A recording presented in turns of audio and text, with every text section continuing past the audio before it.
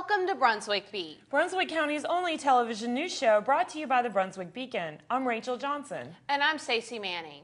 Criminal charges have been filed against the captain of the boat involved in the 2009 parasailing death of two women in Ocean Isle Beach. Last week, Thomas Pavozin, captain of the Tide High, was charged under the Seamen's Manslaughter Act. It is intended to hold seafarers criminally responsible for maritime incidents resulting in death.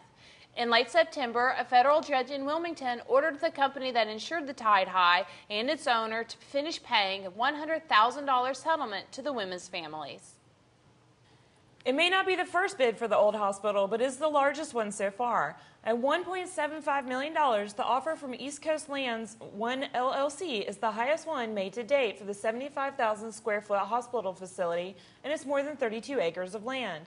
The offer was submitted on September 24th by James McFarland Jr., managing member of East Coast Lands.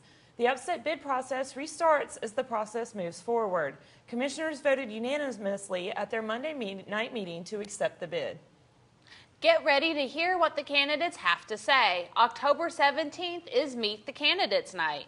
That's when the Alliance of Brunswick County Property Owners Association is offering voters a chance to tune into the candidates' responses to questions on the issues. The forum starts at 6 p.m. in Odell Williamson Auditorium at Brunswick Community College. Invitations have been extended to candidates for Congress, State House and Senate, North Carolina Governor, and Brunswick County Commissioners. Someone tried to steal her sense of peace in her artwork, but the Brunswick County Sheriff's Office put a stop to it. 83-year-old Lillian Gray's property was broken into in September, and she thought she'd never see her items again. But her property, including her artwork, has been recovered. She said she is elated with the Sheriff's Office. For more on her story, check out this week's front page of the Beacon. Another $40,000 has been won by Brunswick Countyans playing the North Carolina Education Lottery. Ronald Gore of Longwood won $30,000 in the September 25th Mega Millions drawing. He bought the winning ticket at Inman's Country Store in Longwood. Betty Barnhill of Ash scored $10,000 playing the September 26th Powerball game. The latest big Powerball jackpot grew to $202 million. It ended when the winning ticket was sold in Iowa. A Winnebago teen disappeared in Wilmington on Sunday afternoon. Now the Brunswick County Sheriff's Office is searching for him. Herbert Bradley, 15, was last seen at the Warner Temple Church on Nixon Church Road in Wilmington at 12:15 on Sunday. He was with his parents when he got up and walked away from the church in an unknown direction. He is described as being 5 foot 10 inches tall and weighing 175 pounds with a medium build. If anyone has information, please call the Brunswick County Sheriff's Office at 253-2777 or Detective John Holman at 232-5592. Boiling Spring Lakes Mayor Richard White has been charged with sexual battery and assault on a female. He turned himself into the Brunswick County Detention Center and was released on an unsecured bond. He is scheduled to appear in court on October 15th. Members of Rescue Animals Community Effort of Brunswick County are assisting with rescued puppy mill dogs from South Carolina. Race founder Sherry McLean said 21 dogs were brought to Charlotte on Monday to be checked in and provided with foster care by race volunteers. The rescue was the result of a puppy mill raid 3 weeks ago in Edgefield County, South Carolina. The dogs of assorted breeds, ages, and sizes were among about 250 animals, including 9 horses and 40 birds, rescued from deplorable conditions. Puppy mill owner Callie Abel, 54, was charged on 7 counts of ill treatment of animals. If stipulations are met in her plea agreement, she will not face jail time. Last Friday's Warrior Ride drew crowds of people welcoming the riders as they rode through for the first time through the southern end of Brunswick County. The riders started with a welcome ceremony at Riverside Park before pedaling to Charlotte Middle School. Then they headed through Charlotte and Ocean Isle Beach. Next, riders crossed the Sunset Beach Bridge twice before pedaling into Calabash, where well-wishers welcomed them along the way. The Warriors were treated to lunch in Sunset Beach and dinner at Calabash VFW Post 7288. Festivities concluded on Saturday in Oak Island. It should have been a great summer for Charlotte resident Randy Rhodes as the 16-year-old prepared to start his sophomore year at West Brunswick High School. But in July, he received a diagnosis that has turned his life upside down. Randy was diagnosed with a rare form of brain cancer. He was sent to Durham to begin radiation treatments. Now, 3 months later, he and his family are still in Durham while he battles the disease. This Saturday, his church family at Victory Independent Baptist in Varnamtown is having a benefit for him from 11 a.m. until 2 p.m. Chicken plates will be available for $6, with all proceeds going to benefit Randy. There will also be drawings and other ways to support him in his battle against cancer. To pre-order, call Tanya at 515-5049. Find all these stories and much more inside this week's Beacon, available on newsstands now.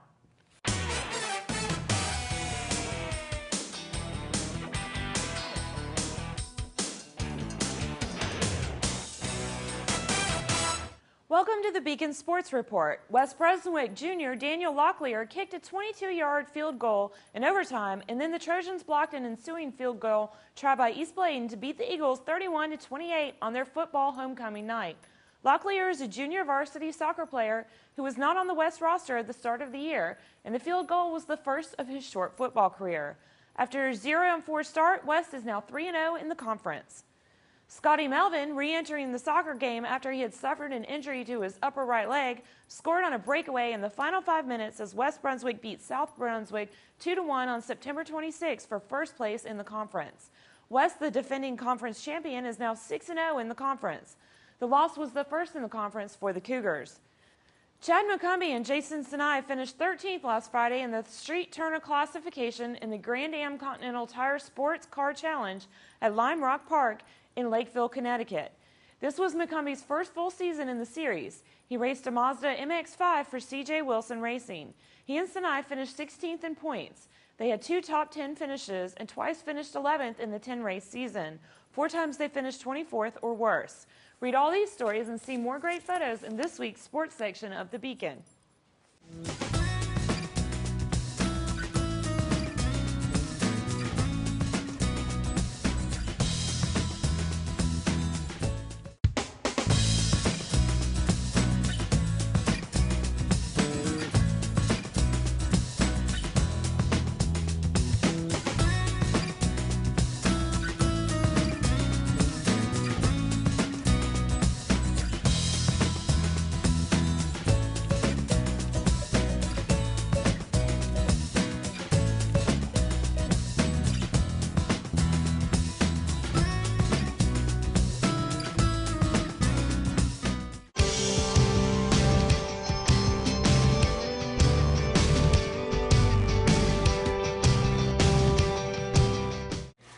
Trish, who have you got here today? Hi, Laura. This is Comet. Comet is a 1.5-year-old female, all white. She's got a little tiny bit of a smudge on top of her head, but not much. And she has a gorgeous light blue eyes. She is a beautiful girl. Yeah, she's up to date on everything. She's just looking for a home. She's in one of our rooms running loose with a bunch of adults, so we know she gets along with the other cats. That's good. And she's been fine with... Oh, come back, Comet, come back. She's been fine with all the people who come by to see her, and she would just like to find a place to live. All right. Well, come on down to Cattails. They're in Ocean Isle Beach in the Cornerstone Shopping Center, and they're open to the public on Wednesdays from 11 to 1 and on Saturdays and Sundays as well. 11 until 3. Okay, Trish, and thank you, Comet. Oh. And I hope we can help her find a good home. Comet's looking right at the camera so you can see her beautiful blue eyes. She is a beauty, so come on down. Sunset Beach residents are getting ready for the 6th annual Sunset at Sunset festivities this Saturday, October 6th, from 10 a.m. to 5 p.m. in and around the parking lot at the Village at Sunset Beach. Highlights include a multitude of vendors, crafters, food booths, nonprofit groups, and all-day entertainment. 3 bands are slated to perform. A 5K fun run for adults and children is at 8 a.m. at the Sunset Beach Island Gazebo. There are also all-day photo contest display at Ingram Planetarium. For more information, visit sunsetatsunset.com. Saturday is Farm Heritage Day at Indigo Farms with a farmyard full of planned activities. Events kick off at 9 a.m. with hay rides and day-long activities including indigo dyeing, blacksmithing, and pig races that will continue until 4 p.m. There will also be pony rides, pick-your-own pumpkins, and corn shelling for small fees, and a hay maze. Indigo Farms is at 1542 Hickman Road Northwest, State Highway 57, and straddles the North Carolina-South Carolina state line. For more information, call Indigo Farms at 287-6794 or log on to indigofarmsmarket.com. Wheels will be rolling on Ocean Isle Beach for Possibility's second annual bicycle poker run to benefit animals on Sunday, October 7th. Check-in is at 1 p.m. at the Ocean Isle Inn. The fee is $25 per rider. Those who are unable to ride a bicycle may participate in street-legal golf carts. There will be on-island stops to draw playing cards, and it will end at Ocean Isle Inn for burgers, hot dogs, music, and fun. There will be prizes for the winning hand and the worst hand. The rain date is October 14th. To register, log on to Possibility's website at pause-ability.org.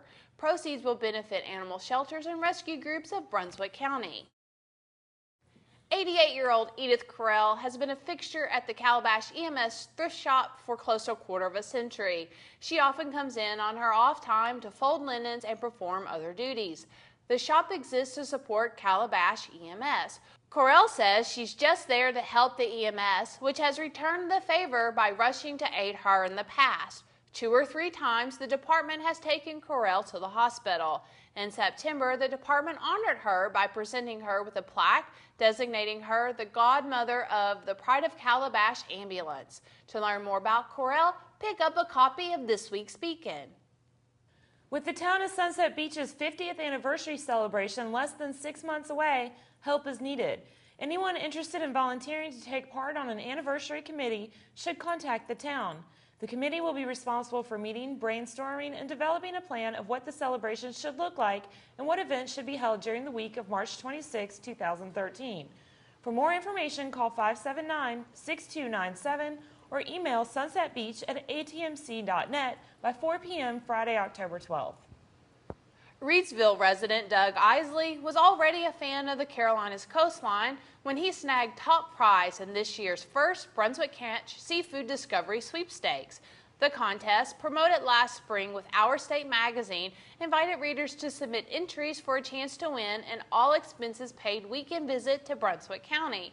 Isley was treated to overnight stays at 2 local inns as well as meals at local seafood restaurants. He attended Saturday's Wooden Boat Show in Southport and received a parting gift of a cooler filled with locally caught seafood. Each Tuesday for 5 weeks, students are bowling at Planet Fun. Brunswick County Parks and Recreation and Brunswick County Schools have partnered to bring the Special Olympics program to area youth. Students are learning how to bowl and be a part of a team. On the last day of the 5-week program, there will be a special party for all participants. Pick up this week's Be Seen page of the Beacon for more photos. That's all the time we have for tonight, but you can read all these stories and much more in this week's Beacon. If you have comments or suggestions for us at Brunswick Beat, you can email us at brunswickbeat@brunswickbeacon.com. Don't forget to follow the Beacon on Facebook and Twitter. Just search for Brunswick Beacon. Thank you for joining us, and don't forget to tune in next week for a brand new edition of Brunswick Beat, Brunswick County's only television news show. We close out this week's show with more images of the Warrior Ride.